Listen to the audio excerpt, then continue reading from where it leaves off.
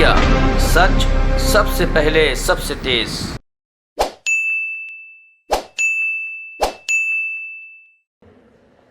जो देश के सैनिक हैं और सेना है, उनके साथ भारत सरकार क्या व्यवहार कर रही है, इसको लेकर कांग्रेस पार्टी की ओर से एक श्वेत पत्र बुकलेट की शक्ल में प्रकाशित की गई है।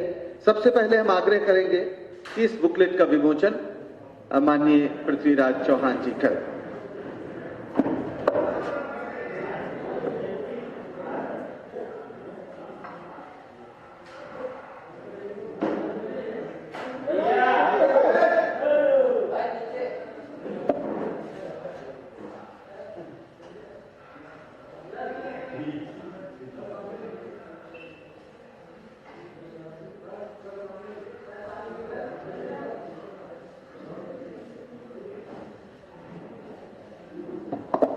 हम अगर आपका इलेक्ट्रॉनिक मीडिया को कोई दिक्कत हुई हो तो हम हो सकते हैं बन गई आपकी तस्वीरें जी। शुक्रिया। अब बिना किसी विलंब के मैं माननीय पृथ्वीराज चौहान जी से आग्रह करता हूं कि वो इस विषय पर आपको संबोधित करें।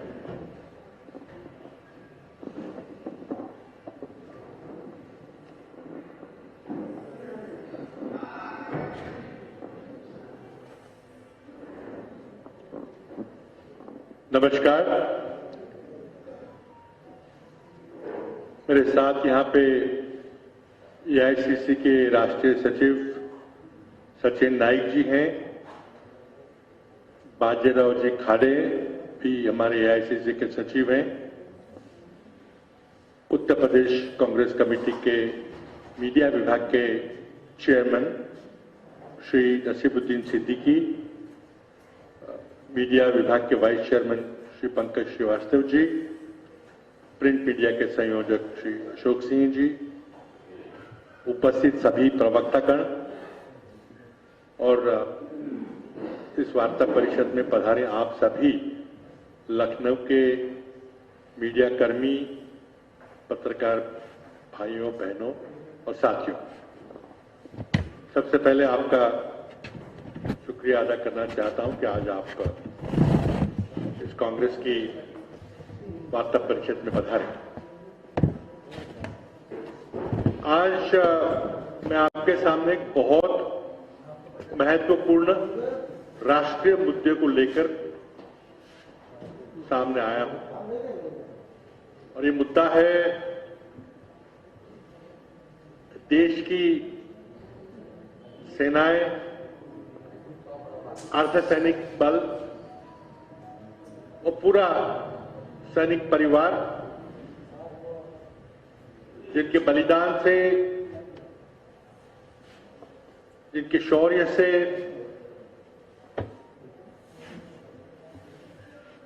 आज हम अपने आप को सुरक्षित महसूस करते हैं, उन सभी तीनों सेनाओं के सैनिकों को, अर्धसैनिक दलों के सभी जवानों को और उनके सभी परिवारों को कांग्रेस पार्टी की ओर से शत नमन। हम आपके सामने ये राष्ट्रीय मुद्दा बना के लाए हैं और जैसे अभी हमने एक श्वेत पत्रिका, एक व्हाइट पेपर हमने अभी प्रकाशित किया जिसका वितरण हम तुरंत आपके साथ करेंगे।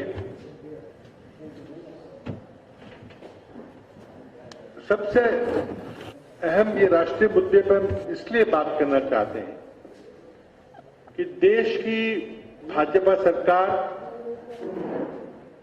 हमारे सैनिकों के शौर्य पे, हमारे सैनिकों की कुर्बानी से, अपने त्याग का पूरा उपयोग अपने राजनीतिक स्वार्थ के लिए और सत्ता हथियाने के लिए कर रही है। और जबकि सैनिकों के, उनके परिवारजनों के हितों का संरक्षण करने की बात होती है तो उनके हितों का हनन किया जाता है। और ये बात आपके सामने पूरे पुख्ता सबूतों के साथ, सरकारी आंकड़ों के साथ, जो संसद को दी गई जानकारी के आधार पर हम ये सब बातें आपके सामने रख रहे हैं। कई सिर्फ राजनीतिक प्रचार की बात नहीं है, ये एक बहुत अहम राष्ट्रीय मुद्दा है और विशेषकर जब हमारे देश में सुरक्षा विषयक परिस्थिति कोई बहुत समाधानकारक नहीं है। उत्तर में चीन के साथ क्या घट रहा है उसके बारे में सरकार की ओर से कोई स्पष्टीकरण नहीं दिया जा रहा है। जो बातें हम कह रहे हैं उसमें सबसे अहम मुद्दा सैनिकों का है 1 रैंक 1 पेंशन, जिसको OROP कहा जाता है। उसके बारे में सैनिकों से धोखा, सेना के रिक्त पदों को न भरना, सैनिकों की मूलभूत सुविधाओं को भी छीन लेना, और जो सिविल कर्मचारी है और सेना के कर्मचारी है उनके बीच में जो विसंगतियां हैं उनकी तरफ भी अनदेखी करना, भेदभाव करना, पूर्व सैनिकों का पुनर्वास और उनके रोजगार के अवसर उपलब्ध कराने भी आनाकानी करना, और एक तरह से सैनिकों का मनोबल दुर्बल करना, ये सब चीजें केंद्र में मोदी सरकार के चलते पिछले 7 साल में हम आपके सामने रखना चाहते हैं। सबसे बड़ी बात है कि जो सेना का जो बजट है उस बजट में पिछले 7 साल में सबसे भारी कटौती हुई है। और ये बात हम सिर्फ कहने के लिए नहीं कह रहे हैं, तो ये संसद की जो एस्टिमेट्स कमेटी है जिसके अध्यक्ष आदरणीय मुरली मनोहर जोशी जी हैं, उन्होंने अपनी रिपोर्ट में कहा है कि सेना के बजट में पिछले 60 साल में भीषणतम कटौती हुई है। साथ ही में संसद की दूसरी एक अहम कमेटी होती है रक्षा विभाग की स्थायी समिति, स्टैंडिंग कमेटी ऑन डिफेंस, जिसके चेयरमैन भाजपा के एक वरिष्ठ नेता मेजर जनरल बीसी खंडूरी साहब थे। उन्होंने अपनी स्थायी समिति के रिपोर्ट में कहा है कि मोदी सरकार ने न सिर्फ भारत की राष्ट्रीय सुरक्षा से कुठाराघात किया है, अपितु सेना के आधुनिकीकरण करने को भी भारी नुकसान पहुंचाया है। ये खंडूरी साहब की रिपोर्ट है। दुर्भाग्य की बात है कि मोदी सरकार सेना के शौर्य और बहादुरी से वोट बटोरती है, राजनीतिक लाभ लेती है, लेकिन जब उनके अधिकारों की रक्षा करने की बात हो उन पे कुठाराघात करती है। मैं कुछ मुद्देवार बातें आपके सामने रखना चाहूंगा। सबसे अहम मुद्दा, सेना में 1,22,555 पद खाली है। ये जानकारी पिछले माह 15 दिसंबर 2021 को संसद के शीतकालीन सत्र के दौरान रक्षा मंत्रालय ने दी है। सिर्फ ये 1.25 लाख पद ही खाली नहीं है, लेकिन 10,000 अधिकारियों के, हमारे सेनापतियों के पद भी रिक्त है। जबकि देश में एक खतरे के बादल मंडरा रहे हैं। लद्दाख की स्थिति, अरुणाचल की स्थिति में कोई स्पष्टता सरकार की ओर से नहीं दी जा रही है और ऐसी हालत में इतने सारे पद रिक्त करना देश की रक्षा व्यवस्था से खिलवाड़ है। दूसरा अहम मुद्दा one rank one pension. 30 lakh पूर्व सैनिकों को जिससे लाभ मिलने वाला था उनके साथ धोखा हुआ है।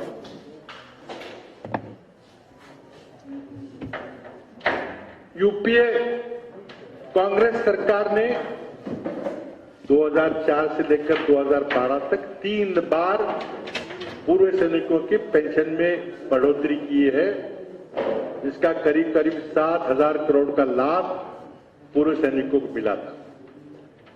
17 फरवरी 2014 यूपीए सरकार ने एक अहम घोषणा की थी, एक फैसला लिया था कि 1 अप्रैल 2014 से वन रैंक वन पेंशन मंजूर की जाती है और उसका आदेश जारी किया गया था।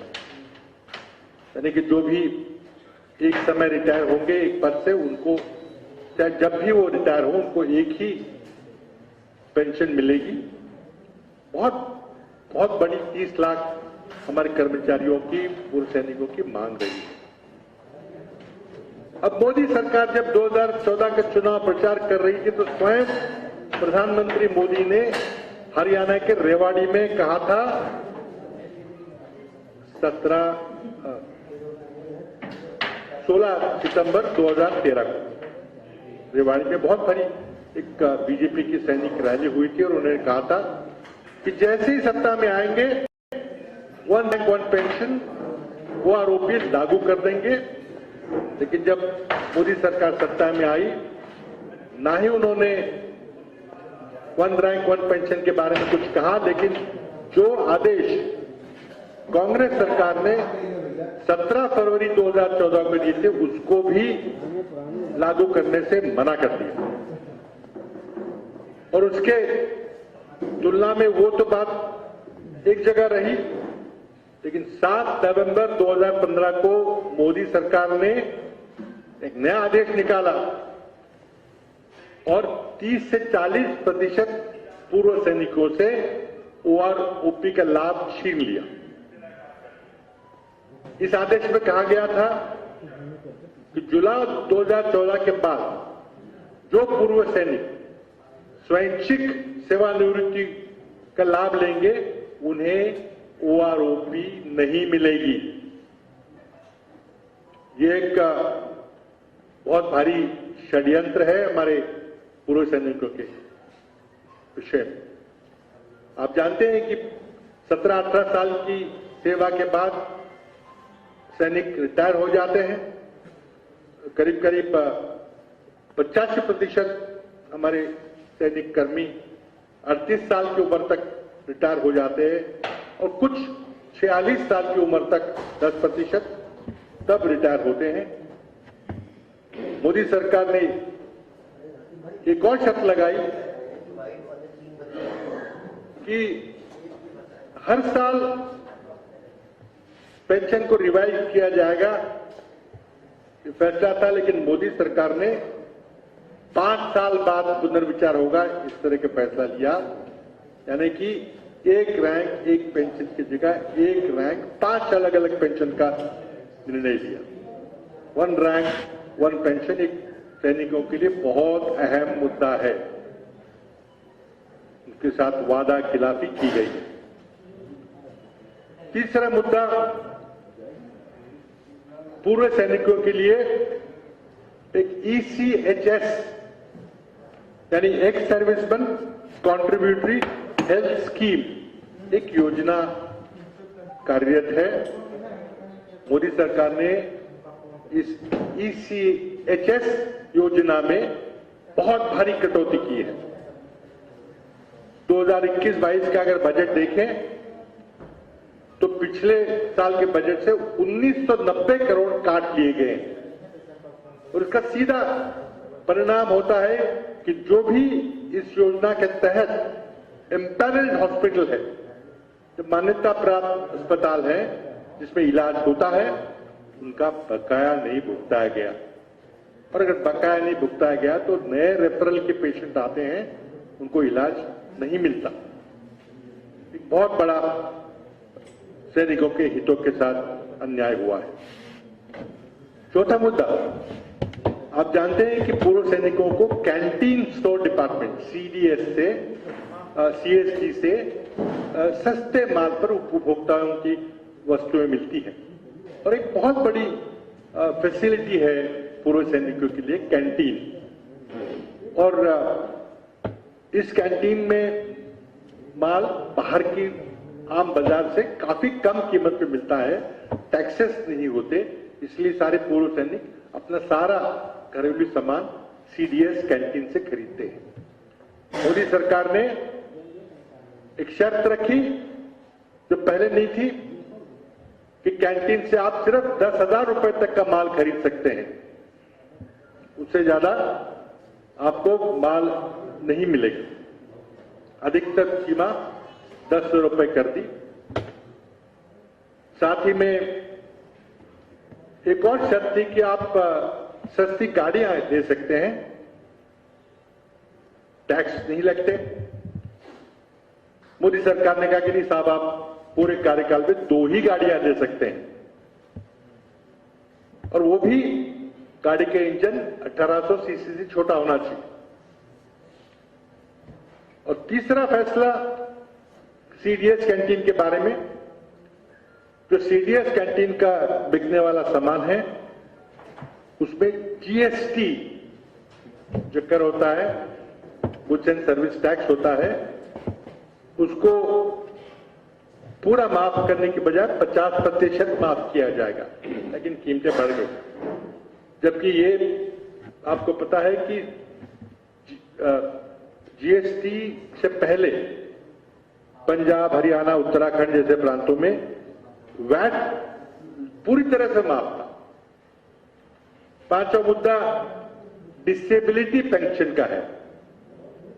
जो हमारे जवान सीमा पर कुछ कारण से घायल हो जाते हैं, अपनी ड्यूटी नहीं निभा पाते, उनको डिसेबिलिटी पेंशन की प्रावधान है और उसके जिसके चलते उनको प्रीमेच्योर रिटायरमेंट लेना पड़ता है, समय पूर्व ही सेवानिवृत्त होना पड़ता है और वो डिसेबिलिटी पेंशन के हकदार बनते हैं।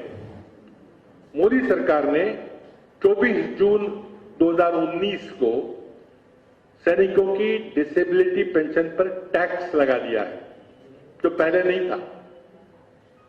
अब बेचारे पूर्व सैनिक कोर्ट गए, सुप्रीम कोर्ट का दरवाजा खटखटाया, लेकिन मोदी सरकार, सुप्रीम कोर्ट ने इस केस का पूरी तरह से, पूरी ताकत से विरोध कर रही है और पूर्व सैनिकों को डिसेबिलिटी पेंशन पे टैक्स देना पड़ रहा है। अगला मुद्दा है 7वें वेतन आयोग का। सेनाओं के साथ सौतेला व्यवहार किया जा रहा है। 7वें वेतन आयोग ने डिफेंस के लिए 24 पे लेवल निर्धारित किए हैं, यानी कि 24 स्तर में पेंशन विभाजित है, जबकि सिविलियन सर्विसेज में इसमें 40 लेवल है और जिसके कारण सैनिकों को और अधिकारियों को सिविल कर्मियों से लगभग 20,000 रुपए कम यहां पे वेतन मिलता है। अब उदाहरण दिया जाए तो भारत सरकार के अतिरिक्त सचिव, एडिशनल सेक्रेटरी को डिसेबिलिटी पेंशन 7,000 रुपए मिलता है, लेकिन सेना के बराबर के पद के लेफ्टिनेंट जनरल को सिर्फ 27,000 रुपए। 60,000 और 27,000, क्यों ये भेदभाव? जब मांग हो रही है कि दोनों को समान वेतन मिले, उसको लगातार मोदी सरकार की ओर से अनदेखी उसकी की जा रही है। हमारे सैनिक जो सियाचिन ग्लेशियर में दुनिया के सबसे ऊंचे जगह पोस्टेड होते हैं, उनको 31,500 रुपए का मासिक रिस्क अलाउंस मिलता है। लेकिन अगर ऑल इंडिया सिविल सर्विसेज के यानी कि सिविल के अधिकारियों को अगर किसी हार्डशिप यानी किसी कठिन जगह पर अगर उनकी पोस्टिंग हो तो उनको उसकी तनख्वाह का 30% हार्डशिप अलाउंस मिलता है। उदाहरण के तौर पे सियाचिन ग्लेशियर में अगर कोई सैनिक का 31,500 रुपए रिस्क और हार्डशिप अलाउंस मिलता है तो एक सिविलियन अधिकारी को गुवाहाटी में काम करने के लिए 70,000 रुपए मासिक हार्डशिप अलाउंस मिलता है। 31,500 और 70,000 रुपए, क्यों ये भेदभाव? लेह लद्दाख में अगर कोई ब्रिगेडियर साहब काम करते हैं, उनकी नियुक्ति है, तो उनको 17,000 रुपए अतिरिक्त अलाउंस मिलेगा। लेकिन उसी जगह लेह लद्दाख में अगर सिविलियन अधिकारी को नियुक्ति मिलेगी तो उसको 50,000 अतिरिक्त अलाउंस मिलेगा। किस तरह से भाजपा सैनिकों के हितों का रक्षण कर रही है, आप देख सकते हैं। 7वां मुद्दा है शॉर्ट सर्विस कमीशन में जो हमारे युवा युवतियां जो अफसर बनती है कुछ समय के लिए, उनका इलाज मिलिट्री हॉस्पिटल से होता था जैसे आम सैनिकों का होता है।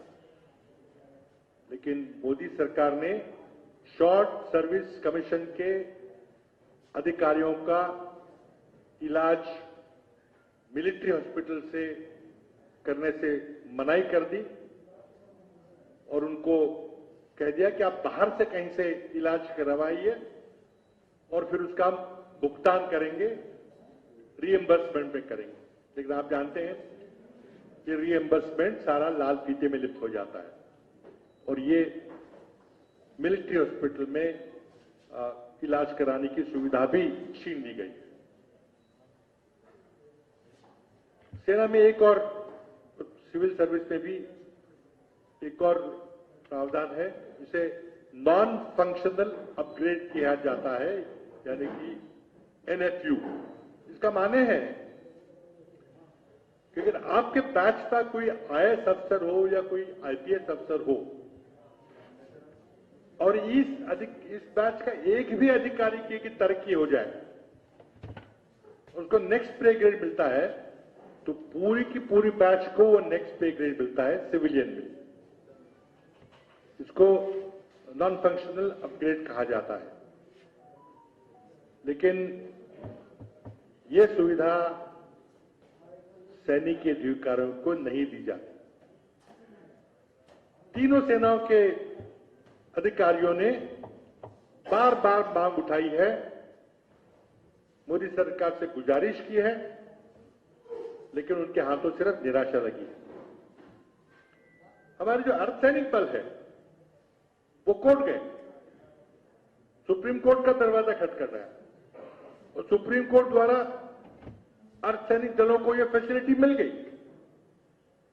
लेकिन सेनाओं के अफसरों को अभी ये नॉन फंक्शनल अपग्रेड की फैसिलिटी नहीं मिली है। उनके साथ मोदी सरकार की ओर से भेदभाव बरता जा रहा है।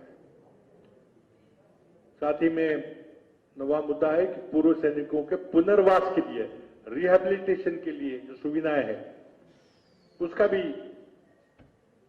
रास्ता रोक दिया है, उसमें भी कटौती की। आप जानते हैं कि पूर्व सैनिकों को या कोई शहीद हो जाता है या कोई चोटिला हो जाता है तो उसे प्राथमिकता पर पेट्रोल पंप, गैस एजेंसी, कोयला लदान, ट्रांसपोर्ट कॉन्ट्रैक्ट, सिक्योरिटी कंपनी, इसके लिए प्रायोरिटी मिलती थी। उसके लिए एक आरक्षण था जो कांग्रेस के रूल में हमने रखा था, एक अलग सुविधा थी परिवारजनों के लिए। मोदी सरकार के 7 साल में ये सुविधा लगभग बंद कर दी गई है। एक तो निजीकरण हो गया तो निजी कंपनियां तो देती नहीं कोई सुविधा, और सरकारी पेट्रोल कंपनियां तो वो भी बेची जा रही हैं, आप जानते हैं। कोल इंडिया का जो खदानों में जो ट्रांसपोर्टेशन का कॉन्ट्रैक्ट था, वो पूर्व सैनिक के लिए आरक्षित था, उसे भी अब खत्म कर दिया गया है। वही बात टोल प्लाजा है या और सरकारी कॉन्ट्रैक्ट जो पूर्व सैनिकों को मिलते थे, सारी सुविधा मोदी सरकार ने हटा दी है। 10वां मुद्दा है अर्धसैनिक बल। सेंट्रल आर्म पुलिस फोर्सेस का कहा जाता है, जिसमें कि CRPF, BSF, ITBF, CISF, SSB, coast guard इत्यादि जो अर्धसैनिक बल होते हैं, इनको अगर कोई हादसा हो जाए तो उनको शहीद का दर्जा देने से मोदी सरकार ने मना कर दिया है। जो भी सुविधा मिलती है सेना के शहीदों को, वो सुविधा अर्धसैनिक बलों के शहीदों को नहीं दी जा रही है। उसके जो भी लाभ मिलते हैं, मुआवजा मिलता है, वो नहीं दिया जाता। 23 नवंबर 2012 को कांग्रेस सरकार ने सारे रिटायर्ड सैनिकों को x central arm police force personal करके चिन्हित किया था और यह भी कहा था कि इन सब एक्स सर्विसमैन लोगों को वही सुविधाएं मिले जो हमारे रेगुलर सैन्य के, आर्मी, नेवी, एयरफोर्स के सैनिकों को सुविधा मिलती है। लेकिन मोदी सरकार ने इसकी तरफ अनदेखी की और राज्य सरकारों को जो निर्देश दिए थे वो भी नहीं अमल में ला रहे। हमारे अर्धसैनिकों के लिए, अर्धसैनिक बलों के जवानों के लिए 18 से ज्यादा सेंट्रल पुलिस कैंटीन है जहां से सस्ती चीजें मिलती है, दुकानें। अर्धसैनिक बलों के सेवारत कर्मी और भूतपूर्व कर्मी 10 लाख से ज्यादा लोग और के 50 लाख से ज्यादा परिवारजन, इनको ये सुविधा मिलती थी, उस सुविधा में कटौती की जा रही। और सेंट्रल पुलिस कैंटीन में पूरा टैक्स, पूरा जीएसटी लगा दिया गया है। सेना के कैंटीन में आधा जीएसटी लगता है, लेकिन अर्धसैनिक बलों के, पुलिस दलों के कैंटीन में ये पूरा की पूरा जीएसटी लगता है, चीजें महंगी हो जाती है।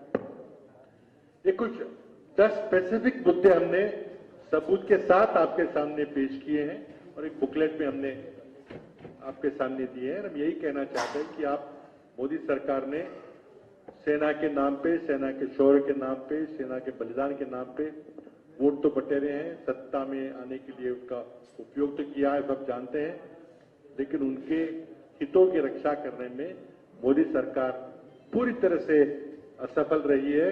उनके साथ वादा खिलाफी की गई है, उनके साथ धोखाधड़ी की गई। धन्यवाद।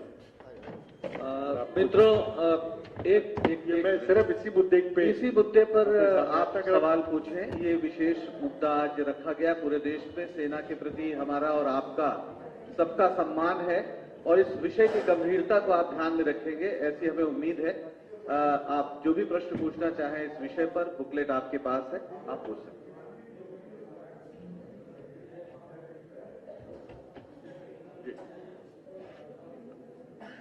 उसके बाद में कांग्रेस ने कहा है किसी तरह से जो ज्योति शहीदों को नमन करती है उसका अपमान नहीं होना चाहिए। मोदी सरकार ने कहा है कि हम इंडिया गेट की ज्योति को हमने नहीं समाप्त किया है, दोनों को मिलाया है। अब ये चालाकी है थोड़ी सी। मैं समझता हूं कि पूर्व सैनिक किसी भी युद्ध में शहीद हुए हैं, वो देश के लिए शहीद हुए हैं, उनका सम्मान रखना चाहिए था।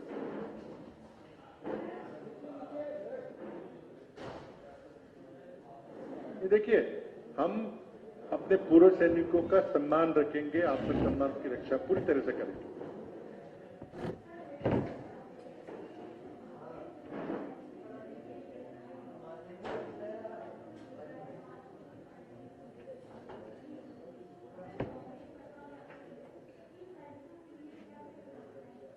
देखिए, इनमें से जैसे मैंने कहा कि कई मुद्दे जब यूपीए सरकार थी तब हमने निर्णय लिए थे, उन निर्णयों पे मोदी सरकार ने अमल नहीं किया है। वो मुद्दे तो हमारे निर्णय, हम तो पक्का पूरी तरह से उसको अमल में करेंगे, उससे ज्यादा सुविधा जो देनी है देंगे। जैसे जो रिक्त पद पड़े हैं उनको तो पूरा भरना ही भरना है, और कोई खिलवाड़ नहीं करेंगे, चाहे रेगुलर सैनिक हो या अर्धसैनिक बलों के से। ये तुम्हारा वादा है। देखिए, बजट में जो कटौती की है वो नहीं होनी चाहिए। कांग्रेस सरकार ऐसी कटौती नहीं करेगी। हर साल बजट पे बढ़ोतरी होगी। जितना भी हम सैनिकों के लिए करेंगे वो कम है, लेकिन कटौती करना तो बहुत ही गलत बात है।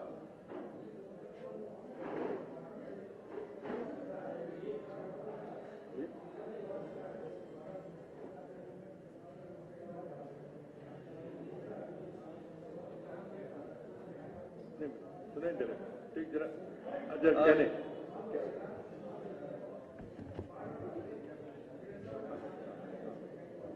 अच्छा, वो बीएसएफ की जो बात है, मोदी सरकार ने उसके बारे में कुछ सुरक्षा को लेकर कुछ बदलाव किए हैं सीमा के ऊपर। इसके ऊपर कांग्रेस ने अपनी बात कही है कि पूरी तरह से विचार करके अगर देश की सुरक्षा के लिए कोई खतरा है या उससे कुछ फर्क पड़ता है, कुछ स्मगलिंग की बातें कुछ आई हैं, तो उस पर जरूर विचार हो सकता है। लेकिन ये इतना अहम फैसला लेने से पहले कि वेस्ट बंगाल सरकार है या पंजाब सरकार है, इनसे पूरा विश्वास में लेकर ये निर्णय लेना चाहिए था, लेकिन ये लिया नहीं। मोदी सरकार कभी चर्चा तो करती नहीं विपक्ष, आप जानते हैं ना, संसद चलती है।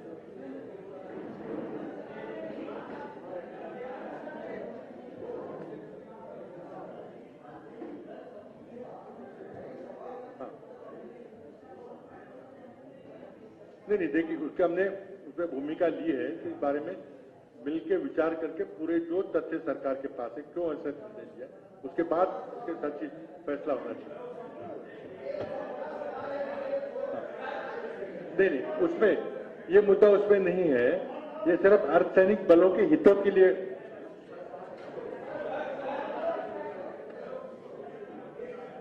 जी,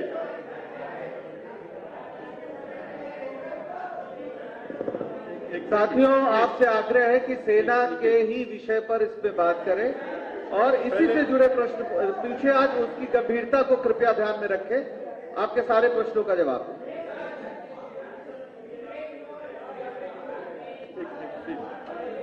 एक मिनट, वो उसको बाद में लेंगे, अगर पहले ये खत्म हो जाए, जो मुख्य मुद्दा है खत्म हो जाए और मुद्दे बाद में लेंगे।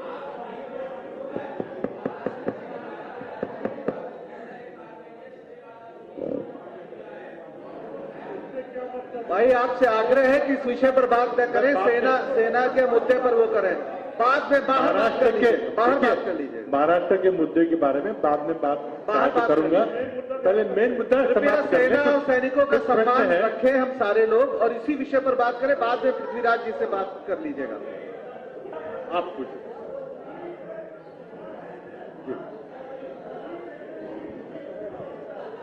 देखिए, ये सारे मुद्दे हम हमेशा जब भी संसद का सत्र चलता है उसमें उठाते रहते हैं, लेकिन आप जानते हैं कि मोदी सरकार के चलते अभी कोरोना का कारण देके उन्होंने संसद का सत्र ही कम कर दिया। भैया, कितने सवाल आप पूछेंगे? और लोग भी पूछे ना, ये ठीक नहीं। ठीक है, तो बहुत धन्यवाद आप सबका। माननीय चेयरमैन साहब, धन्यवाद ज्ञापन नहीं, आप धन्यवाद ज्ञापन करें, उसके बाद। अरे प्लीज प्लीज प्लीज प्लीज, ऐसा है, मैं आप सभी का धन्यवाद देता हूं आप सभी को। आप लोगों ने समय दिया, और खास तौर पे हमारे मेहमान माननीय पृथ्वीराज चौहान साहब, माननीय पूर्व मुख्यमंत्री जी का मैं पुनः स्वागत करता हूं, वेलकम करता हूं। और साथ में माननीय बाजीराव खाड़े जी हैं, माननीय सचिन जी हैं, माननीय डॉक्टर जी हैं, डॉक्टर साहब हमारे वाइस चेयरमैन, माननीय पंकज श्रीवास्तव जी, अशोक जी, प्रदीप जी, सचिन जी, और सभी लोग बैठे हुए हैं। मैं सभी का वेलकम करता हूं और मुझे प्रसन्नता इस बात की है कि आज तक सैनिकों के बारे में, पूर्व सैनिकों के बारे में, अर्ध सैनिकों के बारे में आज तक किसी ने सोचा ही नहीं। कांग्रेस पार्टी को मैं धन्यवाद इसलिए देता हूं व्यक्तिगत तौर पे भी, मीडिया के चेयरमैन होने के नाते, दूसरे पद होने के नाते, कांग्रेस में जिम्मेदार होने के नाते, उसके साथ साथ क्योंकि मैं भी डिफेंस में सर्विस करता था और मैं खुद भी पूर्व सैनिक हूं। सभी सैनिक होते पद में, बड़े पद में थे तो भी पहले सिपाही है, तभी लेफ्टिनेंट बने। तो मैं खास तौर पे और मानी पूर्व मुख्यमंत्री जी का, मानी पृथ्वीराज चौहान साहब का विशेष तौर पर मैं आभारी हूं कि आपने मेरी बिरादरी, समझ रहे मेरी बिरादरी के बारे में आपने सोचा, राहुल जी ने सोचा, सोनिया जी ने सोचा, प्रियंका जी ने सोचा और आपने जिस ढंग से विस्तार से प्रस्तुति की है, मैं समझता हूं कोई प्रश्न बचता नहीं है, कोई प्रश्न है ही नहीं। और फिर आपको बुकलेट मिल गई, उस बुकलेट में सारा कुछ है। तो पुनः आपका स्वागत है, माननीय चौहान साहब का स्वागत है, माननीय अतिथियों का जो बैठे सभी का स्वागत है। अब आगे कुछ आगे के लिए भी रखिए, चौहान साहब आते रहेंगे, मिलते रहेंगे। क्या आप आज ही निपटा देना चाहते हैं? आगे